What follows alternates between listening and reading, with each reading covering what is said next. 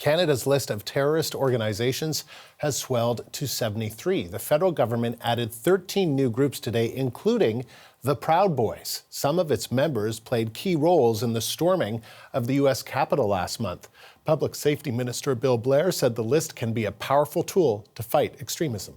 Listings can help support criminal investigations and facilitate the laying of terrorism-related charges against perpetrators and supporters of terrorism.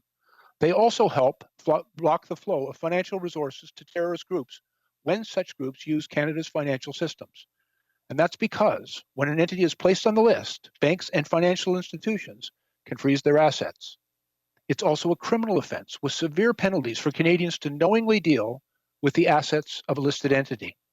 Listings can help thwart the efforts from sympathizers in Canada by criminalizing certain support activities, including those related to terrorist travel, training, and recruitment. And they can also support the denial or revocation of a Canadian organization's charitable status if it maintains connections to a listed entity. And it can, of course, make it easier to remove hateful online postings in the context of that extremism. Let's bring in the CBC's Evan Dyer. He's in Chelsea, Quebec. So, Evan, let's talk about the Proud Boys specifically, because, I mean, that is really what's, making news today, that we are the first country in the world to put them on a terrorist entity list like that. What's the significance of it?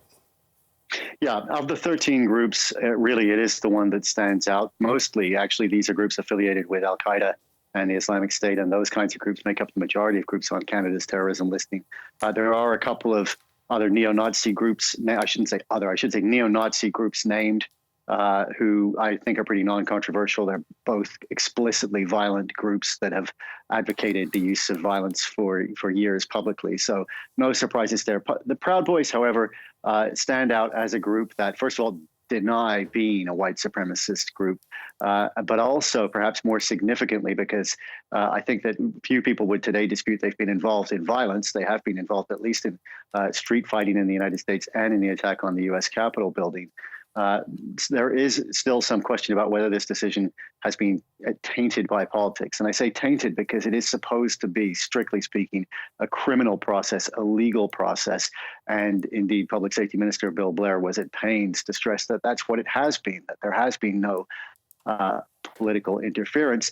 But a lot of people were struck by the timing of this decision. And when I say the timing, I don't mean the fact that it followed closely after the January 6th Capitol Hill attack, which does appear to provide some legal justification for this decision, but rather the fact that it follows closely after a motion in the House of Commons in Canada brought by the NDP, but voted for by all parties, to call for this organization to be listed. And of course, that is a form of political interference in what is supposed to be a strictly criminal decision that is not supposed to have any weight. So it has led some people to question whether there's a sort of a flavor of the month nature to this designation, whether the fact that Proud Boys is in the news and is an unpopular organization that espouses obnoxious views has led to this listing. But we had a technical briefing with public safety officials this morning where they emphasized that this is the result of months of investigation. They say that the politicians weighing in had no impact on this decision.